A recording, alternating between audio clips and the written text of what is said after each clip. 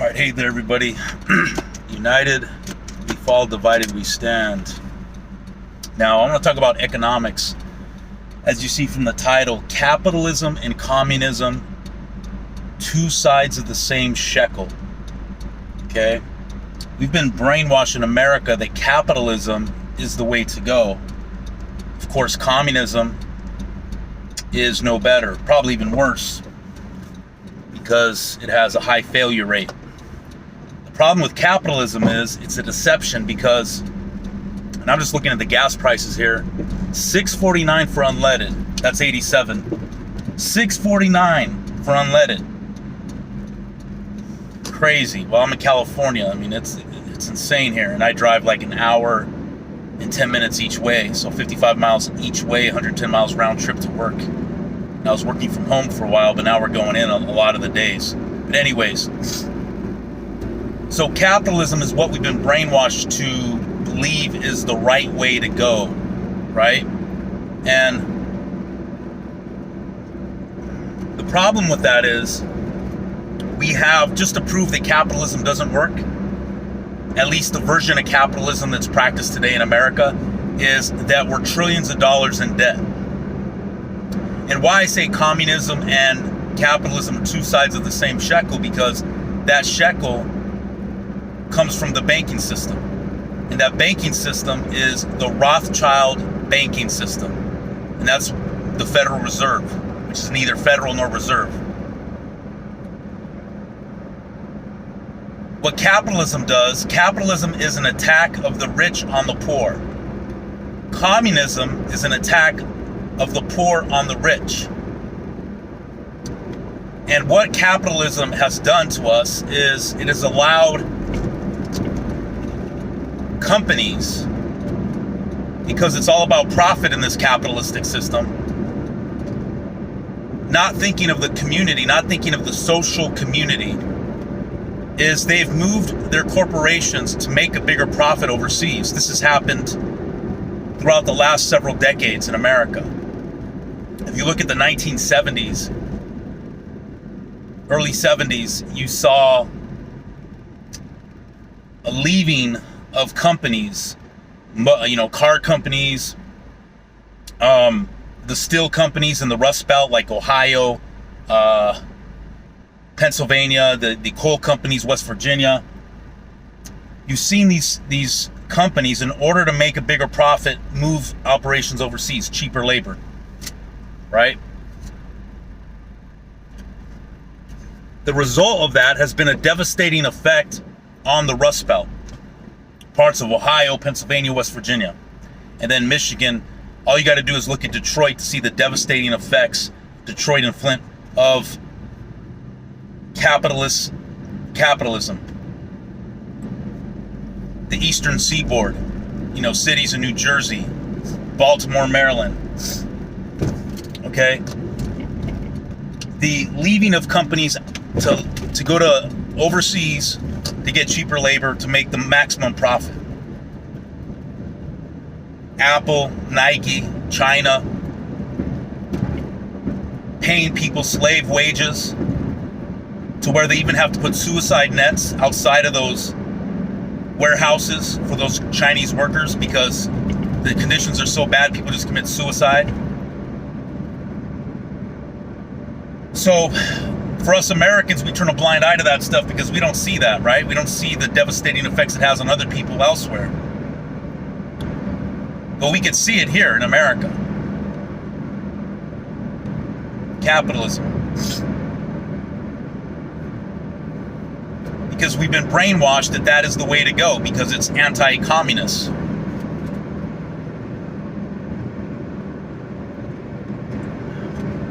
So you have companies now when you call your local, you call Amazon, you call, you name it, like, phone companies like Sprint, cable companies, and you talk to a customer service rep, a lot of times you're getting somebody from India. Telecommunications companies, having their people from other countries answer their phones, customer service. And what has happened is it has left cities barren. One of the movies and I'm going to buy this movie. I had it before, but I need to buy it because it's expensive to order it on YouTube. Might as well buy it. It's called All the Right Moves. It's with Tom Cruise. As I think it came out in 1983. And basically the highlight of that movie, one of the themes of the movie was these steel companies leaving Pennsylvania and people losing work. And the cities in Pennsylvania devastated and people not knowing what to do. So their hopes are in this football team, this high school football team that is going to play their rival, But there's angst in the community over the loss of jobs. I mean, that was the story in America in the 70s and 80s as companies started to leave. Because of capitalism, maximum profit. And it's amazing how brainwashed they have conservatives, because what are conservatives? What are the main reasons they vote for Republicans? Is lower taxes on the rich. Because, wow, if we don't tax the rich, that much, they'll keep their business here. But that hasn't worked because they keep taking their business outside of the borders of America.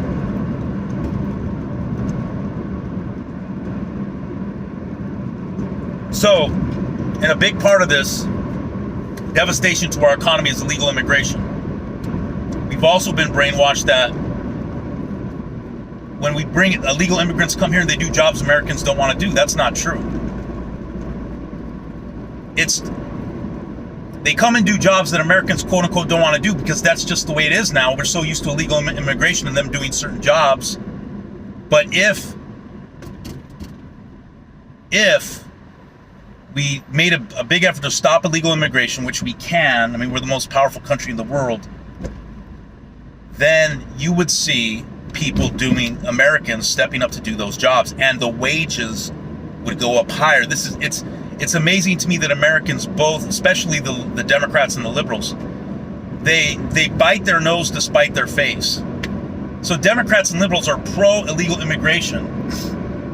Yet what all these especially young Democrats don't realize is you're working against yourself.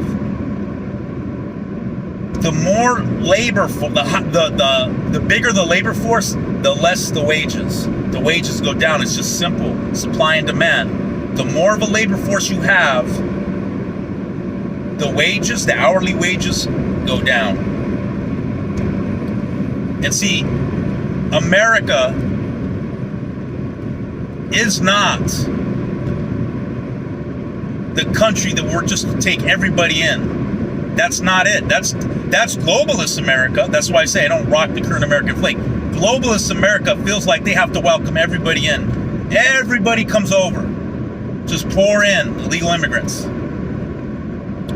But constitutional America, original America, no, limited immigration. So I don't think we should get rid of immigration altogether. No, we need a limited form of immigration.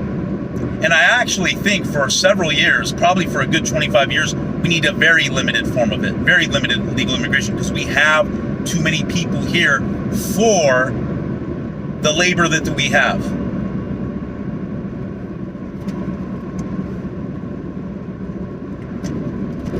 So just think of this. If anybody's watching this and you're pro-legal immigration, you're working against yourself. The more workers you have here, and when illegal immigrants come here, they are workers. The more workers you have here, the lower the wage. Supply and demand. Because the employers now have more people to choose from, and they can lower the wage. Because they can find, if you're not going to take that low wage, they'll find plenty of people that will. But when you have a lower amount of workforce, now the employers can't be too picky, can they? And you could demand, you're the one who has the upper hand, and the wages go up. Now, what part of capitalism is that the pursuit of happiness has been changed from its original intent to basically, you can try to get rich. The pursuit of happiness, get rich, get wealthy, hustle.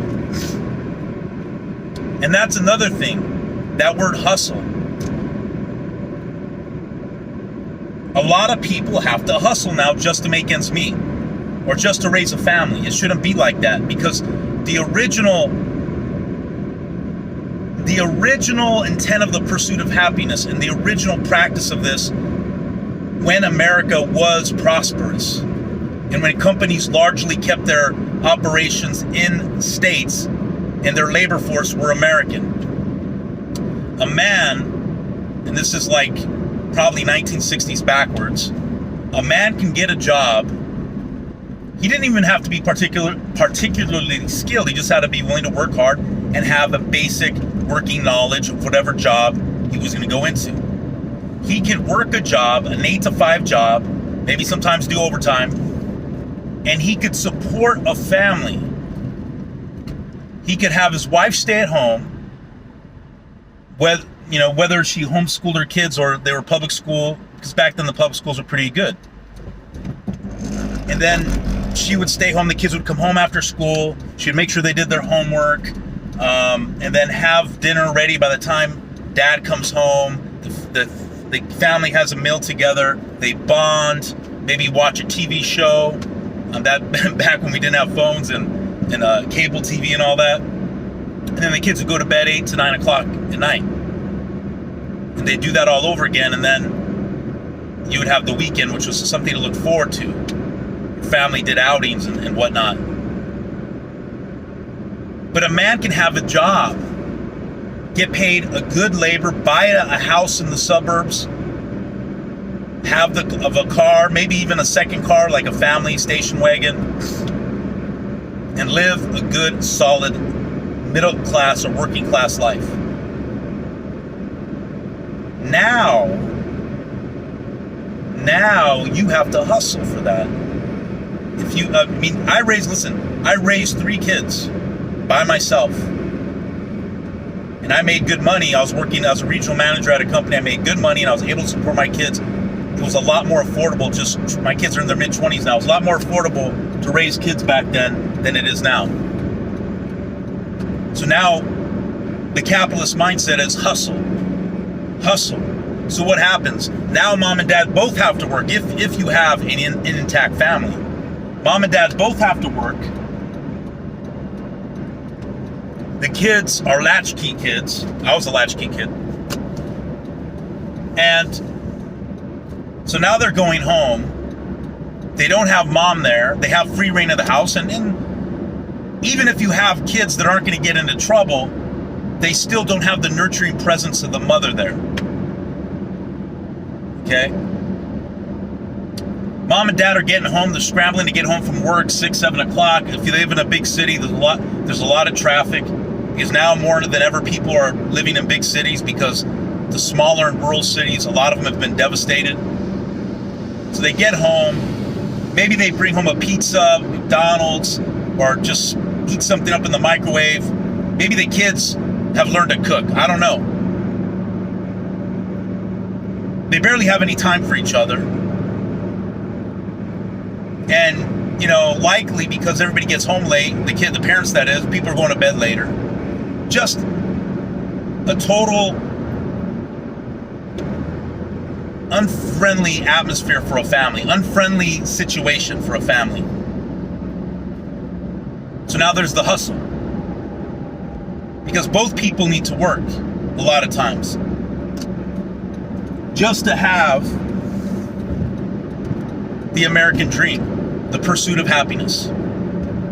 But it is capitalism that produces greed, corporate greed. So they don't have no loyalty to the country, and they will move their operations overseas to get cheaper labor, maximum profit. Cities are devastated, job loss, people having to go on welfare. Or a family, now the husband and wife both have to work, even have to strive to work overtime, and maybe the husband gets a second job. Then the family life depreciates. And then there's the hustle. Now people are trying to do side jobs, side hustles, and what happens is, like I said, I come at this from a Christian, kingdom Christian perspective. It's like Jesus says, you lose the world, you gain the world, but you lose your soul.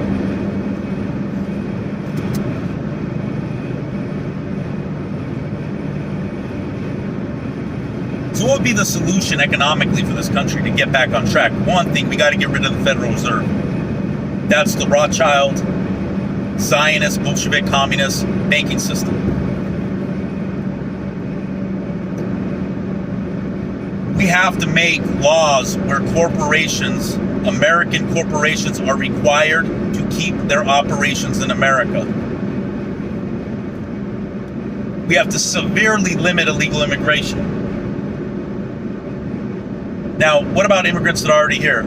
I've said this before. I believe if they're already here, they've already made a life here, let them stay. Let's get them citizenized, amnesty, whatever it is. And then, unless of course, if you know, they find out they're just like criminal and they're into like, they're you know, these MS-13 guys, deport them. But as far as just regular, average, illegal immigrant, let them stay here, get them, you know, give them amnesty, make them citizens, and let's start fresh in that aspect.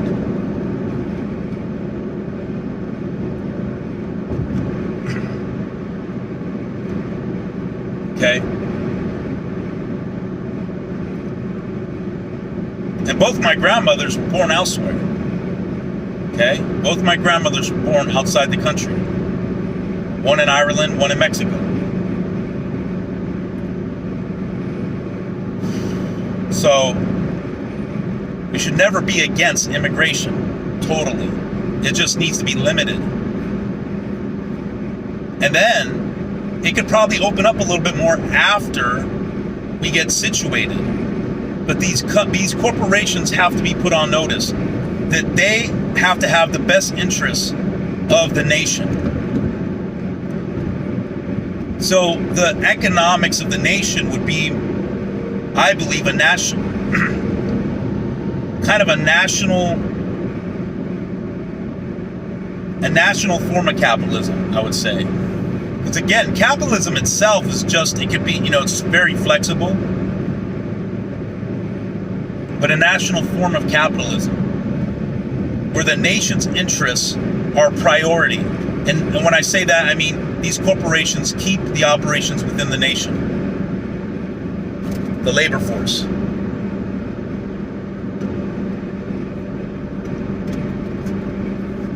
And there's a lot more to this. I'm not a financial expert. I'm just saying what's common sense. And we need to rebuild our big cities. We need to rebuild the smaller cities, the rural towns. And that's where bringing back steel manufacturing, the motor manufacturing, coal mining,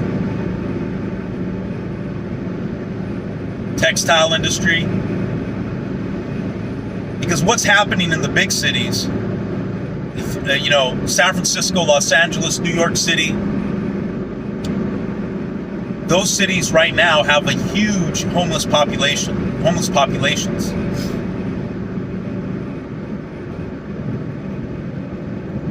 And not every one of those homeless people is a result of their own, I would say their own irresponsibility. A lot of it could be because job loss,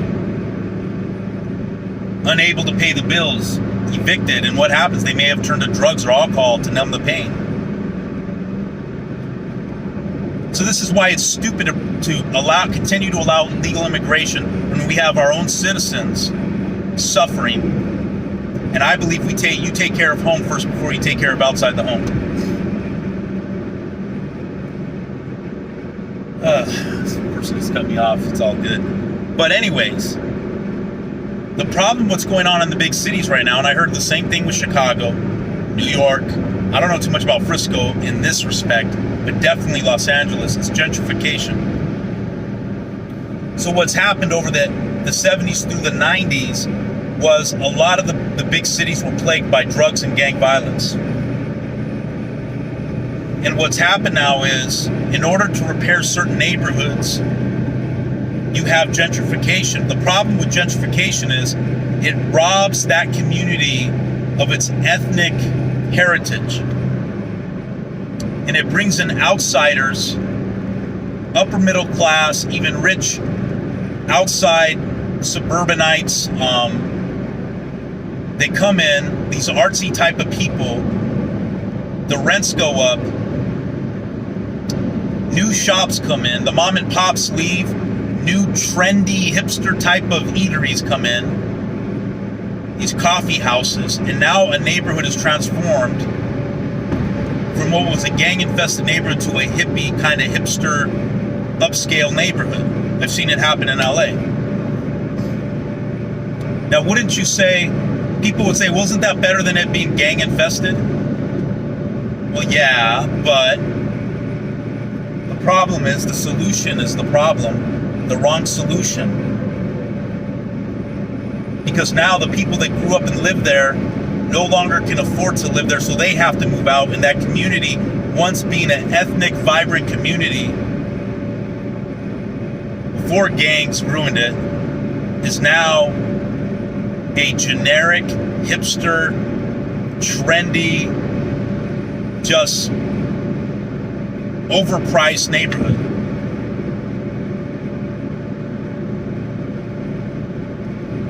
I mean, when the last time I worked in downtown, I used to work in downtown Los Angeles for many years, from like 1997 through 2015 January. So that's like 18 years. It was awesome working in downtown Los Angeles. I'll tell you why, because it was its own little world. You had a lot of cool places to go eat, places to hang out, happy hour. You would bond with your coworkers. You go to McCormick and Schmick, or many other of the Bonaventure Brewery. A lot of places to hang out and eat. So many like cool places to go hang out. A lot of affordable places to eat lunch. You had, like, if you wanted to go a little bit outside of the main part of downtown, on Broadway, the Grand Central Marketplace, where they had different like eateries that were real affordable, Mexican food, Chinese food, hamburgers, fries, whatever, pizza. And so I left, and I got let go of my company 2015 January after 10 years at that particular company. And I think I came back in 2017 or 18 to work again. No, 2018. To do a temp job for like 3 weeks in downtown. And boy, had downtown LA changed. A lot of the affordable places to eat were taken out. And now it was all like this upscale, trendy stuff. Because by this time, the hipsters had pretty much taken over downtown LA. And I started to see that in about 2003, them coming in. So, like, I remember, in order to find an affordable place to eat lunch during those 3 weeks, I had to go like outside of the downtown just to find a place, because they even got rid of McDonald's and even some stuff that were somewhat affordable. They got rid of all those type of places. And then I went to Grand Central Market, which used to be, like I say, anybody that knows LA, Grand Central Market, they had like a lot of mom and pop places to eat. Mexican food, Chinese, Thai, pizza, hamburger, fries. And you can get a good lunch for affordable. Well, I went back, and now it's all these hipster, trendy places. Like, I remember a sandwich was like $10 for a sandwich. And then, of course, you had this big homeless problem in downtown LA. And it just like, even the homeless people that were hanging out in downtown when I was working there, they got pushed out like towards Skid Row. And so Skid Row got even worse, all because of gentrification. And I heard the same things going on in New York, Chicago.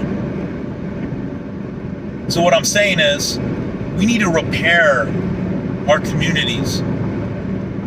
And part of that is bringing in a healthy economic system that has the national interest of the country and its citizens as priority. And what the problem is conservatives have been brainwashed that socialism, that word, socialism, Anytime someone talks about the best interests of the country in terms of economics and putting the national interests of its citizens first, they cry out socialism. Socialism is a very flexible thing too. The problem with the modern socialism and the liberal Democrats speak is it's globalist. But a true healthy socialism would be nationalistic.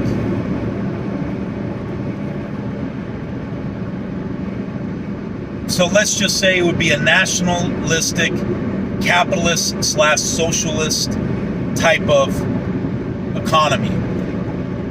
Free trade, but within the best interests of the country, and companies having to keep their operations and labor force within the country.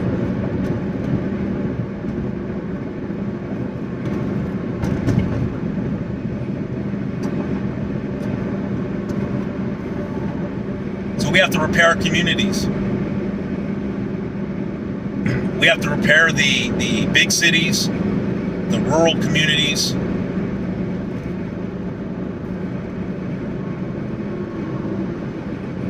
I mean, I'll just give you an example. I grew up in La Puente, California. Anybody who knows La Puente knows it's a blue-collar, working-class neighborhood.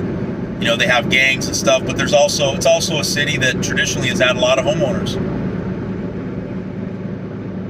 And right now, and it's a city that traditionally has had low rents for apartments because of, in houses, when you've rented a house, like it's a working-class, blue-collar neighborhood. That's how I would describe it. It's not a ghetto. It's not, but it's also not like a middle-class place, middle-class suburb, although at one time it used to be way back when. But it would be best categorized as a working-class, blue-collar neighborhood. And I love my city.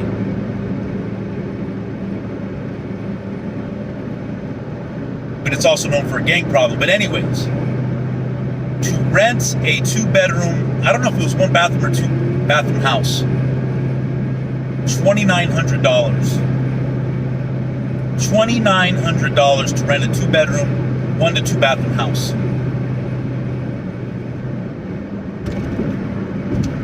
Me and my wife when we first got married, just a couple years ago, 3 years ago, we're renting a kind of a back house for and we were getting a good deal because she knew the people. About $1,600, I think. But to rent an apartment, you're talking about a 2-bedroom apartment, they're $1,800. $1,800 in La Puente. Now, I live in the Coachella Valley. I live towards Coachella, which is known as the music festival.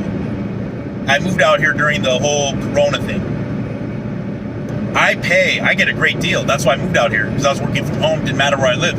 I pay $1,450 for a 3-bedroom, 2-bathroom, 2-car garage home. Now, for you outside of California, that may not seem like a huge thing, but if you're in California and you're getting that deal, sweet deal.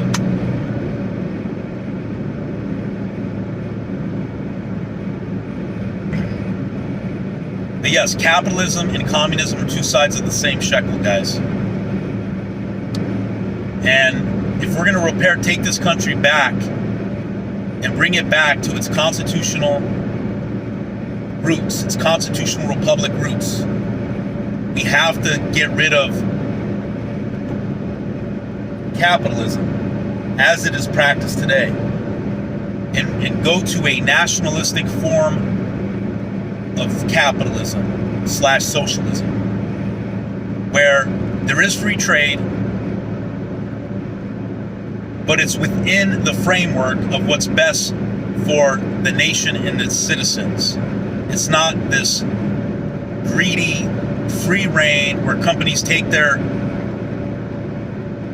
operations to other countries, so their labor force is real cheap and they make maximum profit and devastate Americans. And we limit illegal immigration severely, but we patriot the illegal immigrants that are already here. We just start fresh in this thing, man. That's what I'm talking about.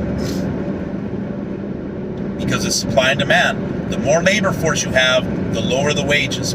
So I don't know why Americans keep wanting illegal immigration or pro-illegal immigration. You're working against your own best interests. Because the less labor force you have, the higher the wages, supply and demand. The company owner, the business owner now